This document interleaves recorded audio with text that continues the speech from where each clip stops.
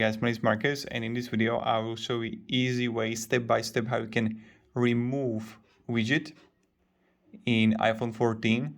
So let's say that by mistake or someone added your widget to your iPhone 14.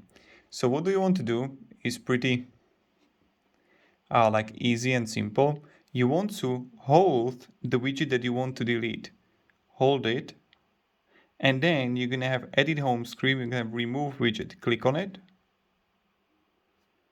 And then remove batteries widget, yes, remove. And this is how you can easily remove whatever widget you want. So that's pretty much it. Thank you very much, guys, for watching. If you can have any questions, ask me down below in the comments.